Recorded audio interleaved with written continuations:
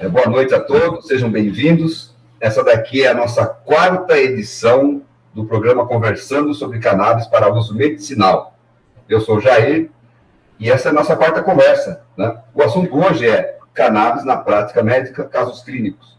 E temos um entrevistado muito importante aqui com a gente, que é o médico, o Dr. Maurício Geraldino, que é estudioso da cannabis medicinal, do sistema endocannabinoide, da homeopatia e terapia ortomolecular. Ele é formado pela Faculdade de Medicina de Marília, com residência em clínica médica. É especialista em homeopatia, clínica médica e psicoterapeuta de orientação psicanalítica, além de ter se dedicado a estudos de nutrologia. E, na sequência, aqui nós temos a doutora Maria José Delgado Fagundes, que foi a idealizadora desse programa, e nós temos aí feito esse bate-bola sobre cannabis para levar as informações importantes para todos os pacientes, para todas as pessoas interessadas nesse assunto. A doutora Maria José é advogada, especialista em saúde pública, em direito privado, bioética e healthcare compliance. Atualmente ela é founder e CEO da MJD Fagundes, consultoria especializada em saúde. Atuou no Sistema Nacional de Vigilância Sanitária, Anvisa, por 25 anos. E foi membro do Ad Hoc Expert Group em Marketing de Alimentos e Bebidas Não Alcoólicas para Crianças da Organização Mundial da Saúde.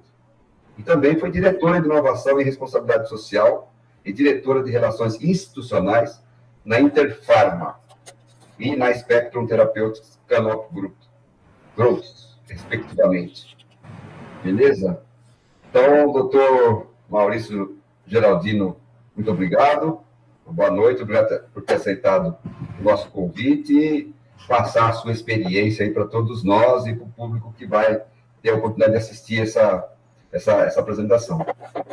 Bom, boa noite a todos. Eu que agradeço a oportunidade de estar trazendo esse assunto para vocês, para a comunidade, e julgando de extrema importância passar essas informações de algo novo que acontece no âmbito da terapêutica dentro da medicina.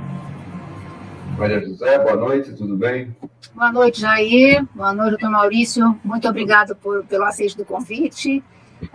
Jair e eu estamos tentando fazer uma linha assim, de conversas que se conectem, né, uma com as outras, para que também essa informação seja levada para quem tem a possibilidade de ouvi-las, de uma maneira que vá se costurando, né, o nível de informação que essas pessoas vêm recebendo. Então, assim, o médico é o ator principal do processo, né, e do acesso para a cannabis. Então, assim, eu sei com certeza que a sua contribuição aqui vai ser muito importante para que a gente possa, talvez, desvendar algumas dúvidas, né, e talvez levar mais um pouco de novidade para aqueles que ainda estão no processo de conhecimento da cannabis, como é o meu caso, né, porque eu cheguei outro dia, eu cheguei em 2019, né, e vocês que estão na luta e já estão há muito tempo trabalhando, tem muito a contribuir com certeza. Muito obrigado, e mais uma vez aí pela atenção do Jair, a disponibilidade dele também de participar desse processo de conhecimento. Obrigado, Maria José. E esse programa Conversando sobre Cannabis para Uso Medicinal, é bom que frise essa frase, né? Cannabis para uso medicinal é uma iniciativa que surgiu a partir de um desafio profissional no mundo dessa alternativa terapêutica, o tratamento de doenças refratárias a tratamentos convencionais, né? Então, muito obrigado, Maria José, doutor Maurício Geraldino. Então, podemos começar, né? Tem sempre uma questão, assim, interessante. Nós perguntamos até para as mães também, quando nós gravamos um programa para as mães e pacientes, né, de crianças com paralisia cerebral, com epilepsia, como elas chegaram na cannabis, né? Como é que elas descobriram? Então, uma pergunta para o senhor, doutor, como que o senhor descobriu a cannabis medicinal? Como chegou ao seu conhecimento? Como é que o senhor começou a tratar os pacientes? Realmente, essa é uma pergunta fundamental, né? Porque a necessidade, tanto das mães, foram as mesmas necessidades minhas de buscar algo diferente para um familiar meu, no caso, a minha mãe. A minha mãe tinha um diagnóstico de Alzheimer já há 3 anos. E ela vinha sendo tratada pelas medicações alopáticas, com especialista da neurologia. E o caso dela, como toda doença neurodegenerativa, tem um processo evolutivo, uma história natural da doença, e que a medicina procura diminuir o impacto da evolução da doença através de medicações específicas, e no caso dela, realmente estava muito bem medicada, porém a doença estava avançando, né?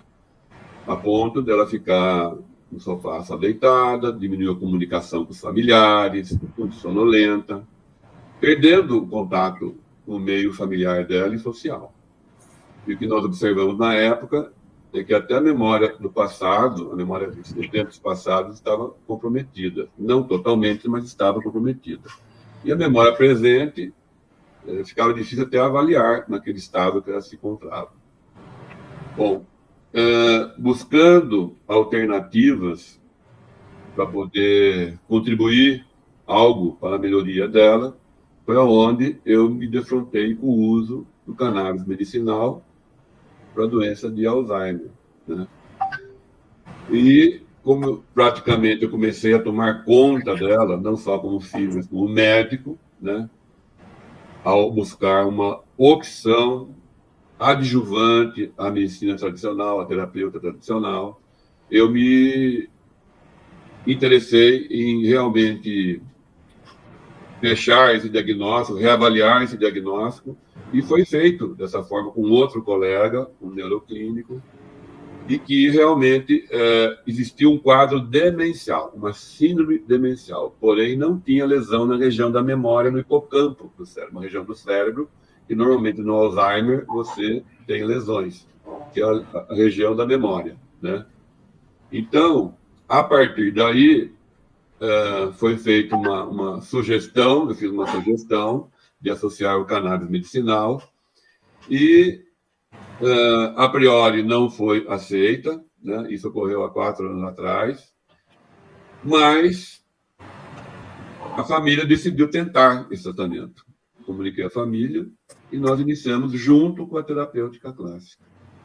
E, por nossa surpresa, a partir do 2º mês, a minha mãe começou a conquistar novamente aquele nível de consciência, memória do passado começou paulatinamente a voltar, e hoje ela se comunica normalmente com os familiares, com amigos, né? Se ela for ao supermercado, ela encontra conhecidos e conversa, e promove um diálogo, porém a memória presente dela realmente é a mais difícil de ser conquistada nesses 3, 4 anos de tratamento com cannabis. A memória recente, tipo assim, se ela acaba de almoçar, daqui 10, 15 minutos, ela pergunta se vai servir almoço. E o jantar é a mesma coisa. Então, a memória recente continua comprometida, sim, né? Só que a qualidade de vida da minha mãe é outra, né? Quer dizer, ela tem cuidadora, mas os cuidados com ela é do deambular, higiene pessoal, né? E não que ela não consiga fazer, né? Ela chegou a usar fralda uma época, né? É que ela, às vezes, não tem mais a habilidade de estar se higienizando de uma forma mais adequada. Então, ela tem, sim, cuidador, tem essa ajuda, mas ela tem uma independência muito maior do que ela estava antes de usar o cannabis medicinal. Uhum. O que eu quero deixar claro é que, a partir desse momento, eu me surpreendi com o resultado, porque foi a minha primeira experiência com o cannabis medicinal foi realmente com a mãe, familiar. E, a partir daí, começaram a surgir novos casos, aí realmente era um Alzheimer, doença de Alzheimer, no consultório, e nós fomos prescrevendo junto com a terapêutica clássica. O que a gente percebeu? É que no Alzheimer as respostas são muito individuais, como tudo na terapêutica médica são individuais. Então, tem os casos que têm uma boa resposta, que nos surpreende, os casos que têm respostas regulares, mais ou menos regular, mas não tão eficiente, e tem os casos que também não respondem, né? Então, a gente costuma dizer o seguinte, que o cannabis não é para tudo e nem para todos, como tudo na medicina, né? Porém, os resultados superaram as expectativas dentro da evolução da doença. E isso que é importante.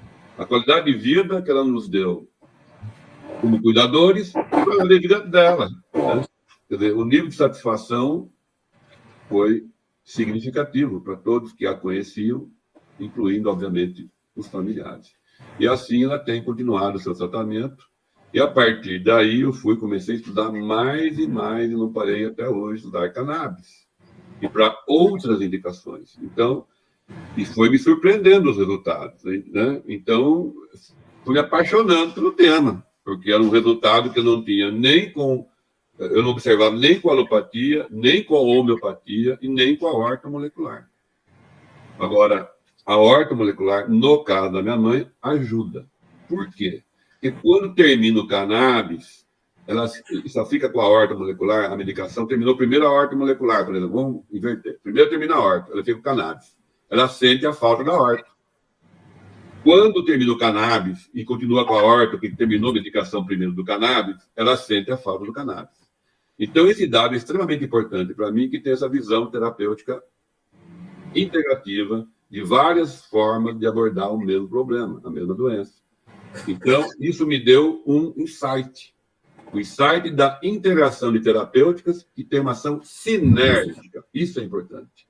É esse sinergismo que faz a coisa acontecer, né? De uma forma mais favorável em situações que nem sempre nós tínhamos esperanças até então.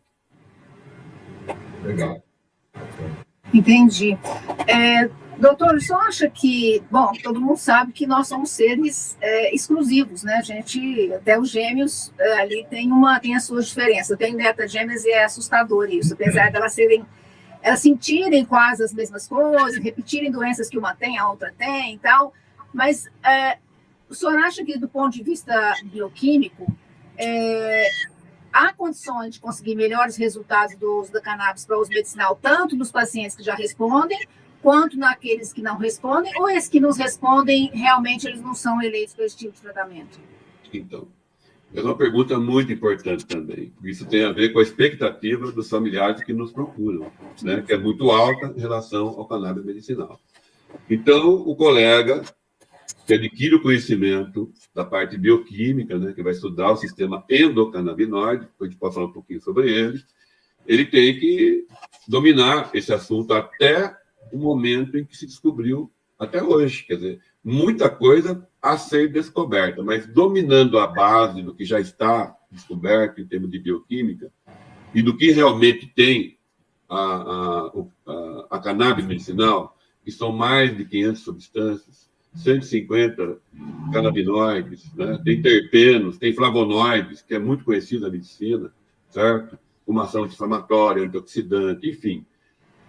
Tem uma série de características concentradas no óleo medicinal de cannabis. Então, se o colega estuda e participa de cursos e participa de trocas de ideias com prescritores, ele vai angariando não só uma questão teórica, mas a questão prática daqueles que são mais experientes. A partir daí, ele consegue fazer acertos nessas medicações de uma forma ideal, para escolher o tipo de óleo e o número de gotas. Então, modular o número de gotas e o tipo de óleo, a predominância mais de CBD, mais THC. Agora nós temos o canabigerol no mercado, né? Que é uma coisa nova, né? Nova no sentido de medicina, mas já é conhecida há muito tempo, mas está usando na prática médica atualmente, né? Essa é a menina dos olhos no momento na terapêutica canábica, né? O uso terapêutico dela. Então, essa soma de conhecimento dá um norte, dá uma direção para o profissional decidir qual é o melhor tipo de óleo para aquele paciente. Porque as pessoas acham que o óleo de cannabis é um tipo só. É qualquer óleo, é tudo óleo. E não é assim, né? Existem, obviamente, vários tipos de plantas que produzem a substância do cannabis medicinal, mas hoje no mercado tem várias opções e, consequentemente, para várias indicações. Então, se você esgota todo o seu conhecimento e toda a sua prática e modula nas dosagens alvo, pode ter uma dosagem alvo, e chega na dosagem alvo e não responde, é porque a disfunção do sistema endocannabinoide foi muito significativa. Aí vai depender do tempo de doença, vai depender do número de receptores neuronais remanescentes, funcionais, do sistema enzimático de metabolização dos endocannabinoides do nosso corpo e dos fitocannabinoides. Então, é uma complexidade de dependência que, com o envelhecimento, obviamente, terão faltas enzimáticas, deficiências enzimáticas. Então, o colega tem que considerar todo esse aspecto para poder avaliar o resultado. Porque, como eu disse, tem casos de Alzheimer que eu não consegui bom resultado. Uma porcentagem significativa, você consegue o resultado. Bom, não é que vai curar, não. Vai melhorar a qualidade de vida, tem que deixar bem claro isso. A proposta é melhorar a qualidade de vida onde for possível, né? Então, tem os casos resistentes que, apesar de tudo que você faz, não observa resultado. Isso existe também.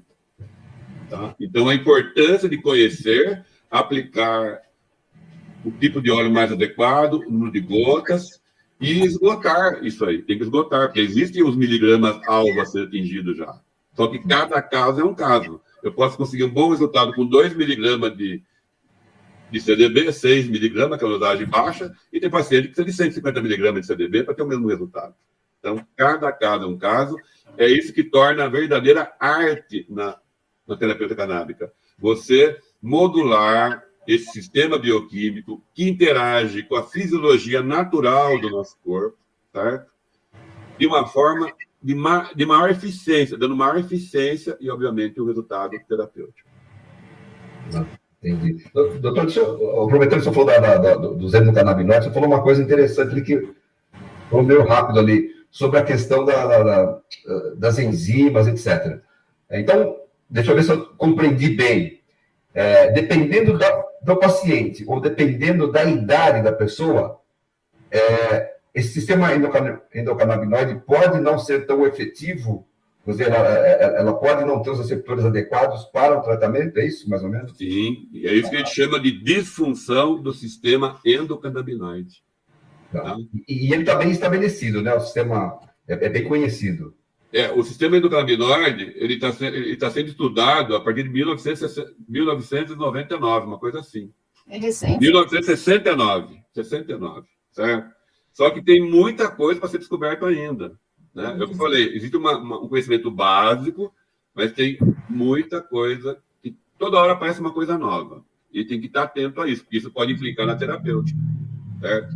O canabigerol, por exemplo, tem um poder anti-inflamatório maior dentro dos canabinoides. Então, ele vai se somar à ação do THC e do CBD, certo? Que são os dois endocannabinoides mais presentes no nosso corpo, e receptores também, certo? Então, o canabigerol, que é um canabinoide dentro dos 150, que já se conhecia, está sendo utilizado agora, principalmente como anti-inflamatório. Para dor, inclusive para dor, certo? E doenças neurodegenerativas e até para convulsão refratárias. Que a maioria dessas doenças são refratárias. Daí a indicação da terapia canabidiol. O canabidiol, certo? Então é importante, como tudo no nosso organismo, também pode ter deficiência de receptores, enzimáticas, de absorção, começa pela digestão, uma série de coisas que interferem na ação de qualquer medicamento. Certo? Porque todos eles vão ser metabolizados no fígado. Né? Então, ele vai passar por todo o processo como qualquer medicamento. Ele pode, sim, sofrer interferências externas à própria substâncias e vão torná-la mais ou menos efetiva. Então, a pessoa precisa estar, assim, o profissional precisa estar um pouco atento, né? Para as condições de saúde do paciente, ou seja, se está com alguma disfunção, se tem algum tipo de anemia, alguma deficiência, a pessoa está relativamente enfraquecida, isso tudo, então, ou alguma outra doença que possa atrapalhar a digestão, a absorção, isso tudo vai ter uma influência aí, se o clínico não atentar para isso também, né? Tô certo? Exatamente. Somando a isso, tem as interações medicamentosas com a alopatia. Claro. Tem que ficar atento a isso também. Porque o CBD ele pode aumentar o nível de substâncias anticonvulsivantes, antidepressiva, neuroléptica, né? Assim como essa substância pode aumentar o nível de CDB também. Então, existe a questão da interação medicamentosa e, na prática, a gente vai aprender a lidar com isso. É importante saber isso. Anticoagulantes, por exemplo, pode aumentar a anticoagulação com CDB, tem que diminuir o anticoagulante. É importante conversar com o colega que está usando o anticoagulante para aquele paciente. E, normalmente, é um tratamento conjunto nesse momento, né? Tem o médico que prescreve cannabis e tem especialistas que seguem esse paciente. E deverá continuar sendo assim, certo? Claro. E a gente vai somar ao que já existe para poder beneficiar o paciente. Isso é importante, que tem uma abertura dos colegas para poder estar discutindo esses casos clínicos, dúvidas. O médico que trabalha com cannabis sempre tem que estar aberto a tudo. Aliás, o médico em geral, né? O médico em geral tem que estar aberto ao colega, conversar, dialogar, enfim. Né? Eu tenho feito isso, né? Eu fiz isso no começo. Então, hoje eu faço isso com o meu colega que me procura. Eu oriento, converso, indico cursos, tiro dúvidas, né? Tudo que fizeram para mim, eu faço hoje para o colega que está começando. Porque eu recebi, estou doando. É assim que a gente se une na terapêutica canábica. Um amparando o outro nas experiências. Muitas experiências são novas, são ímpares, né? E outras são mais comuns na prática, né? E nós vamos caminhando e crescendo como profissionais que prescrevem isso com mais segurança e maior indicação. Legal.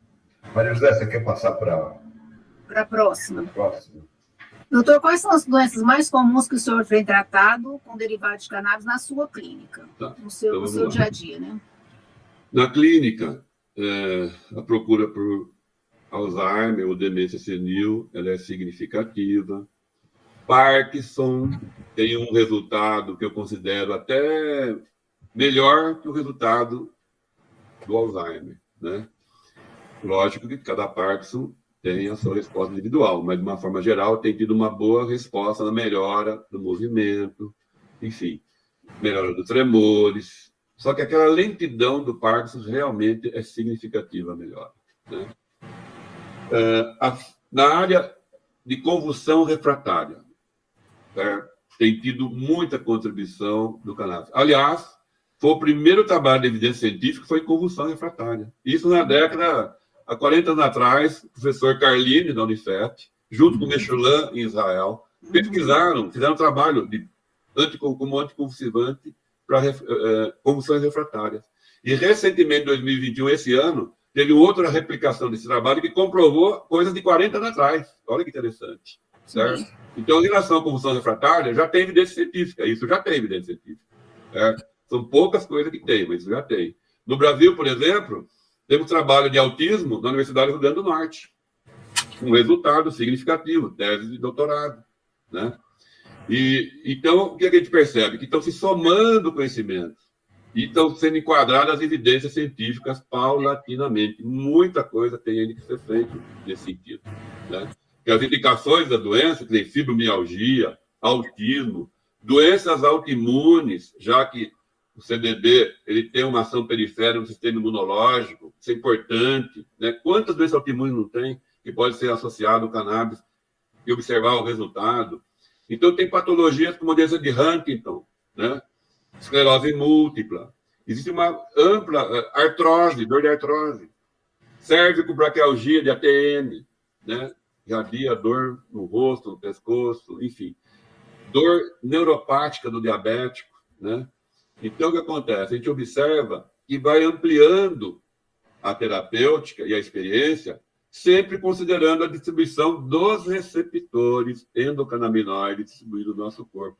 Então, daí a explicação do porquê que agem várias doenças. Porque o corpo inteiro tem receptor, certo? Isso é importante deixar claro, para que não tenha ideia de panaceia. Não é uma panaceia, de forma alguma. É um grupo de doenças que a gente tem observado. E vai se ampliar a ação em outras patologias, nós temos que estudar, usar e observar. Porque é uma terapêutica segura, isso é importante. É uma terapêutica segura. Tem seus efeitos colaterais? Tem. São poucos, porém, são administráveis, certo? Diminui o número de gotas, some os efeitos colaterais, certo? Tem algumas contraindicações também, obviamente, né? Então, esses cuidados sendo respeitados, você trabalha isso de uma forma segura, né? Isso é importante passar à população, porque muita gente tem medo de usar o cannabis medicinal. Até os colegas, tem muito colega que tem medo, porque precisa estudar, precisa se informar, para depois discutir com pessoas experientes e ganhar confiança e começar a prescrever, né? Então, as doenças mais frequentes são essas, são várias, mas a mais frequente, Alzheimer, Parkinson, fibromialgia, certo? Doença autoimune tem sido utilizado ultimamente, menos frequente, mas tem sido utilizado, convulsão refratária, enfim, esclerose múltipla. São doenças do âmbito da neurologia e da clínica médica, como artrose, por exemplo, né? Uhum. Insônia também, né, doutor? Insônia também tem sido tratada com o canabidiol? Qual doença, senhor? Insônia. A insônia, bom, aí vem... Aí vamos falar das doenças menos graves, né? Perturbadoras, porém menos graves. Então, a insônia, a enxaqueca, a depressão, a ansiedade, e esses são suscetíveis de serem tratados pelos canabinoides, sim, tá? Torré, Torré, certo? Tem tido bom resultado, né? Mesmo os TOC, né? Transtorno obsessivo compulsivo, então tem área psiquiátrica. E tem colegas que estão tendo experiência com o uso do canabidiol em transtorno do humor, bipolaridade e até mesmo esquizofrenia, certo? Junto com a alopatia, deixar bem claro isso, né? Eles estão utilizando, observando o resultado, sempre associado com a alopatia, e aí você vai modulando essas miligramas alopáticas, modulando os canabinoides, e chegando no nível ótimo de resultado, ou possível, vamos colocar assim, né? Possível, de melhora, diminuindo até efeitos colaterais da alopatia, se tiverem, enfim. Aí já é uma área, assim, da neurologia, da psiquiatria, e está se estendendo à clínica médica geral, várias patologias também. O senhor falou de várias enfermidades aí importantes, né? Que estão sendo tratadas com o canabidiol. Até com THC, essa mistura que você falou, né? CBD com THC e tal. E o senhor podia contar aqui os casos da sua clínica, da sua prática? Tá. Eu acho que isso que é interessante, né? Os resultados que o senhor tem obtido com algumas doenças. Tá, então vamos lá. Um caso que me marcou muito no começo, eu fui numa floricultura, e nessa floricultura eu vi uma criança com cadeira de roda, certo? Eu fiquei curioso, uma criança de 5 anos, mais ou menos, e eu perguntei para a senhora que estava vendendo as flores, as plantas, né? O que aconteceu com aquela criança, né? Aí ela falou que teve um problema de nascimento, algo aconteceu durante a gestação, é uma gestação gemelar, que houve a passagem de sangue de um bebê para outro. E isso provocou uma reação sanguínea.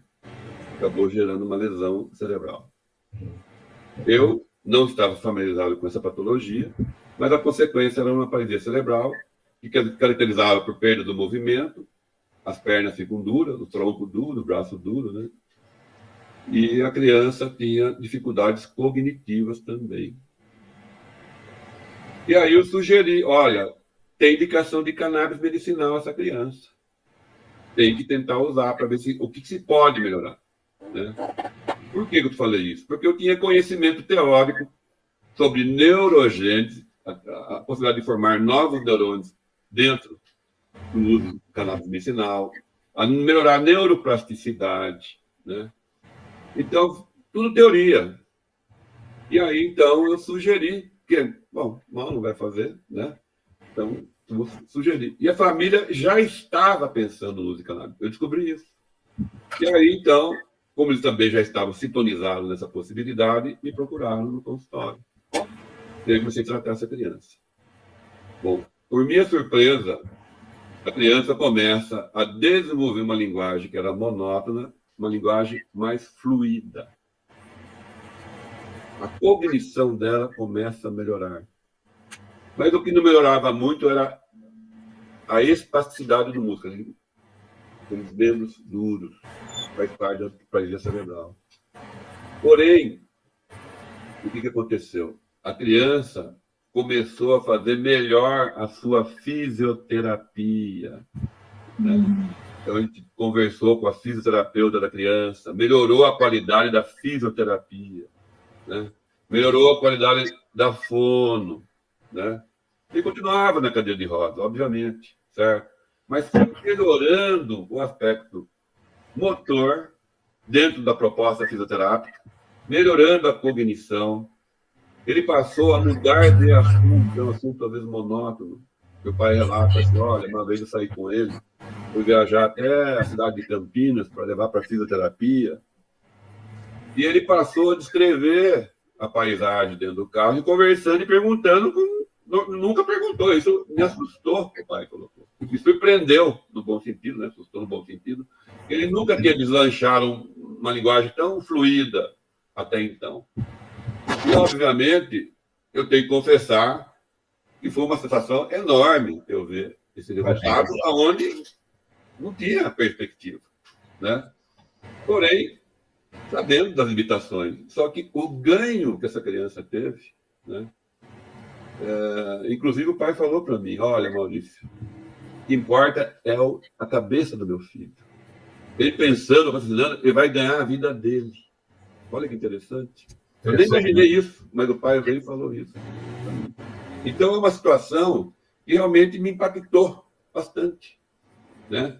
E você vê, uma visita à floricultura, olha os frutos ou flores que deram esses botões aí de tratamento, né? Uma coisa ímpar. Eu nunca tinha visto isso, né? Então, eu ouvi já falar que tinha indicação de canabidiol em AVC isquêmico, que melhora as sequelas. Já ouvia, porque a gente estudava isso. E eu fiz essa analogia. Bom, melhora AVC, se tem lesão cerebral, ela melhora. Aqui também tem lesão cerebral, vamos ver o que vai acontecer. E, por minha surpresa, eu tive, talvez, uma das maiores gratificações na minha vida profissional foi ver esses pequenos resultados, porém significativos. E fechou com chave de ouro, quando esse pai me fala, doutor, ele pode continuar com esse problema neurológico na cadeira de rodas, mas o importante é ele pensar, desenvolver o pensamento, e se um dia eu partir, ele vai sobreviver. Olha que bacana. Situação, assim, eu nem sei descrever direito isso, mas emocionalmente me impactou muito. É uma mistura de realização, de satisfação e de proporcionar uma coisa melhor dentro da minha função de médico. Essa é a minha ideia, certo? Eu acho que essa é uma grande aflição das mães, dos pais, né? Sim. Quem tem crianças especiais e tal, né? E aí, a primeira reunião que eu tive com associações de pacientes, o maior temor, o maior relato que tinha de temor ali era aí depois, né? Quando eu já não estiver aqui. Né? Porque não tem nada preparado para acolher, né, essas pessoas. A família não está preparada, porque normalmente ela está dedicada a pai e mãe, né? O cuidado. E o envolvimento da família é mais distanciado, se ele acontece e tal, e depois você não tem estruturas, né, públicas ou privadas de suporte, né, para essas pessoas. Então, uma outra situação significativa que eu não tinha experiência, passei a ter experiência, os casos de crianças autistas. Os autistas são crianças inteligentes, porém, o problema é no comportamento, na inquietude física, na agressividade, na concentração. De uma forma geral, as crianças autistas têm respondido de uma forma satisfatória. No quê? No quesito. Diminui a agressividade, diminui a inquietação. Ela passa a prestar atenção melhor na aula, ela aprende melhor. Certo? A convivência social com os colegas de classe, que antes era quase que impossível, porque era muito agressiva, passa a ter uma convivência melhor com os coleguinhas, interage. Crianças que não conseguiam olhar no olho das pessoas, ela passa a olhar e conversar. Teve uma criança e ela ia na neurologista dela e ela simplesmente nunca falava tchau e nem olhava na cara da neurologista, em cada consulta. Na última consulta, ela olhou e a neuro sempre pediu um beijo no final da consulta. Dessa última vez, ela foi e deu um beijo na neurologista. Quer dizer, parece pouco, mas não é pouco. É muito grande. É muito grande. Autista, mas o autista, menos autista. E mais integrado socialmente. Exatamente. E para a família que está próximo, isso é um avanço espetacular, né? Exatamente. Entendeu? Então, sem panaceia, vamos usar e observar o resultado. São frutos que eu só consigo colher no momento com cannabis medicinal, que eu estou citando. É lógico que tem casos de fibromialgia que cada um vai bem, a maioria vai bem, mas nós temos casos que também são complicados. mercado, né? Como tudo na medicina. Mas só o fato de você controlar, muitas vezes, só com cannabis medicinal, isso é um ganho enorme na qualidade de vida e de saúde física da pessoa, que está acostumada a tomar muito analgésico, anti-inflamatório, enfim, opiáceos, né? Então, são doenças que realmente me surpreendeu bastante. As convulsões, que você vê um adulto, ou mesmo relato de crianças, que passam a diminuir significativamente o número de convulsões e a intensidade delas, certo? É uma coisa que você está gerando mais saúde cerebral, porque cada convulsão que você tem, você inflama o cérebro. Assim. O autista mesmo é uma criança inflamada a nível de cérebro. Certo? Então, você está melhorando uma condição bioquímica nessa região do corpo, na região do cérebro. Isso é importante, são informações simples e importantes, né? De serem citadas, né? Então, enfim, são várias. As patologias mais importantes são essas, mais frequentes, né? Tem outras dores, como ATM, como eu citei, dor de origem neuropática, do nervo, né? Uma irritação no nervo, um problema de coluna, que eu tenho tratado, aquelas dores que não melhoram com a fisioterapia, nem com a RPG, nem com o Pilates, eles me encaminham, e tem tido bom resultado, certo? São dores que, às vezes, não tem uma hérnia, mas tem uma dor crônica na região lombar. E tem pinçamento de nervos, que, apesar de fazer RPG e Pilates, não sai 100% e atinge uma melhora significativa após o cannabis e continuar fazendo Pilates e RPG. Então, veja que interessante.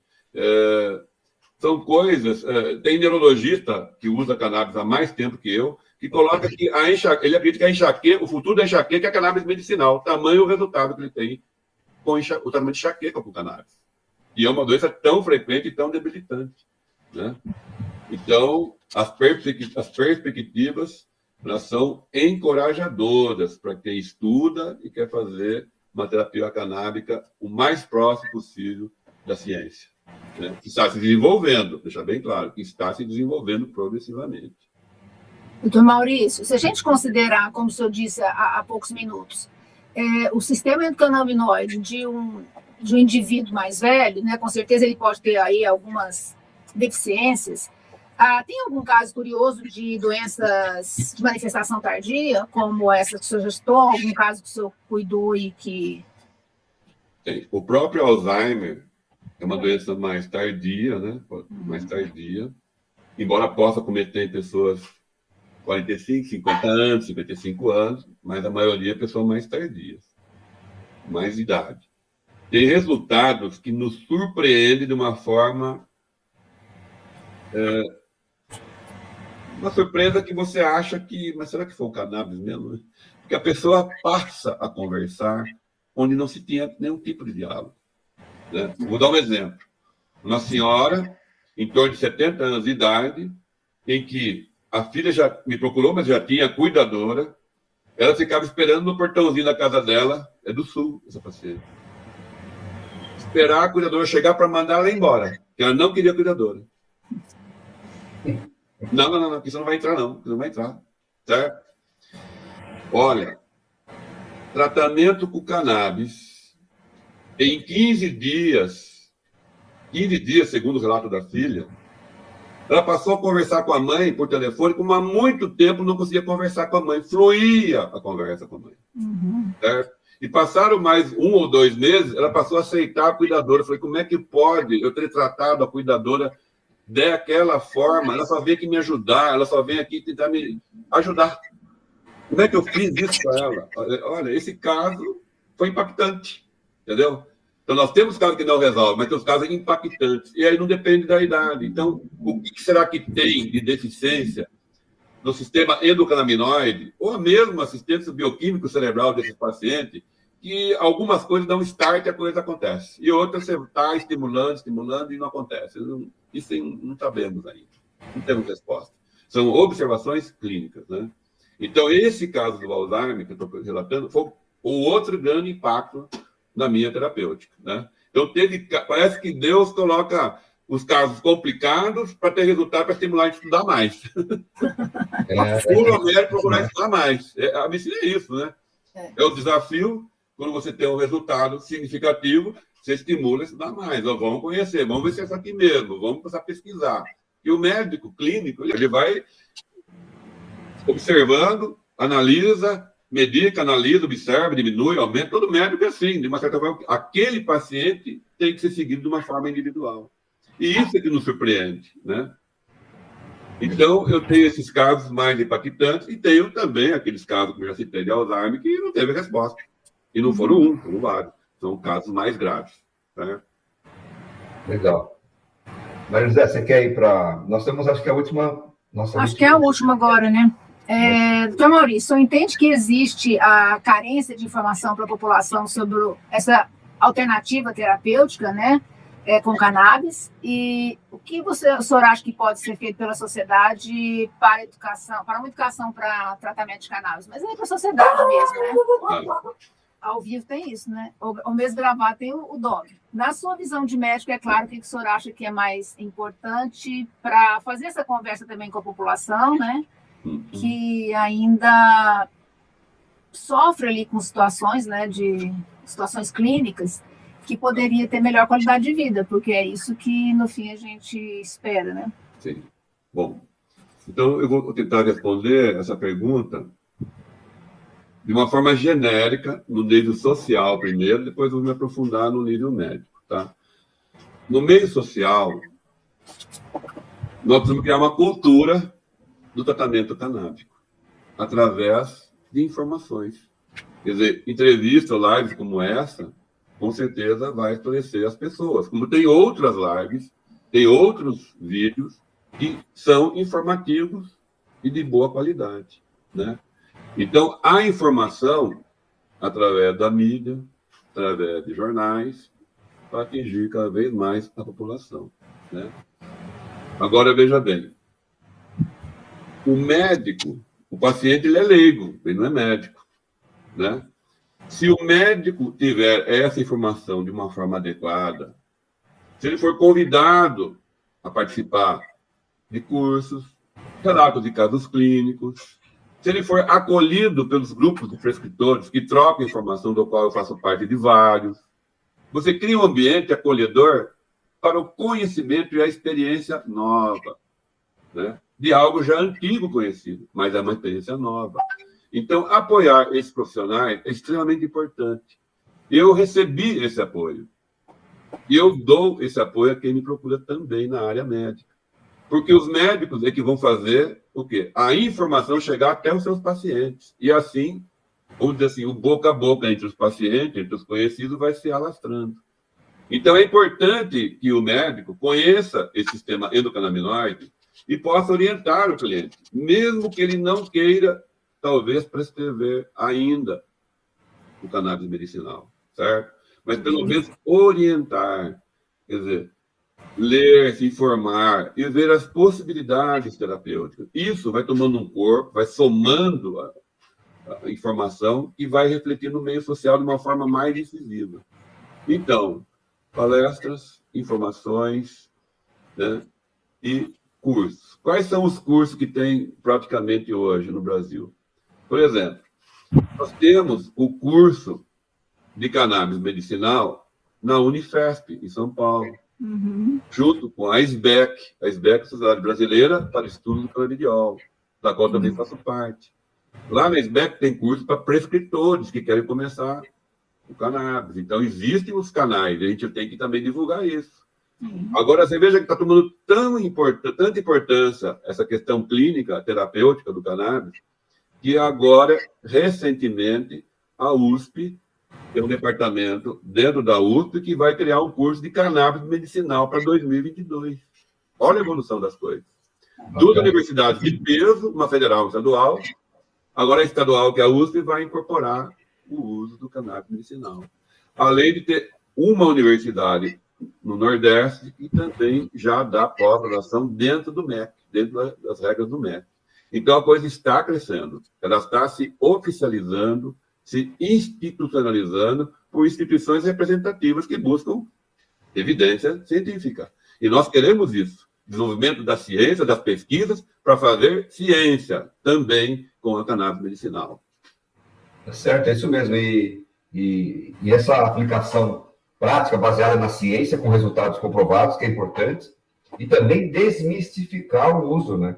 Porque, no primeiro momento, a pessoa já pensa que é uma droga, que está relacionado com maconha, e não é nada disso que nós vemos, né? É uma coisa totalmente diferente. Então, desmistificar isso e trazer essa segurança tanto para os médicos, prescritores, como para os pacientes, acho que é bastante importante. Então, acho que democratizar a informação é o melhor caminho mesmo. Informação séria, né? Segura e baseada em relatos científicos, né? Exatamente. Então, uma coisa que eu costumo comentar com os colegas é assim: a medicina sempre nasceu da observação clínica, desde a época de Hipócrates.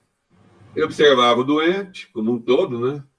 E ele, às vezes, tratava com alimentação, uma mudança de alimentação, tomar água, tomar ar puro, ir para as montanhas, e a pessoa melhorava, né? Então, o que acontece? Mas por que melhorava? Por que tomar sol melhorava? Hoje a gente sabe que a vitamina D é importante no sistema imunológico.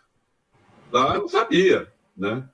Então, toda observação de uma ação de uma substância ativa no nosso corpo e tem um efeito terapêutico, ela parte do empirismo. Você usa, observa e tem o mesmo resultado. Aí entra a ciência para poder dar uma qualificação científica, que atualmente são a medicina baseada em evidência. Aí você cria protocolos para ver se aquilo é verdade ou não. É isso que a gente quer. Certo? Olha, tal doença funciona. Vamos fazer um estudo científico dentro das regras da evidência científica? É isso que nós queremos. É isso que nós precisamos. Sim. Né? Exato. Certo? Então, é assim que a medicina avança. Através de um fato, você cria um protocolo e põe em experimentação. Vamos ver se vai sim ou não. Se vai ter evidência científica, significância estatística de ação naquela patologia que se propõe. Certo? É lógico que em cannabis medicinal também tem a questão da individualização, né? E, às vezes, a individualização do número de gostos, do tipo de óleo, pode não ter uma harmonia, uma coisa muito semelhante o tratamento. Mas, se você colocar o objetivo da doença e você tratar com óleos o mais semelhantes possível, você pode ter resultado clínico, sim, como já está ocorrendo em algumas patologias que eu citei.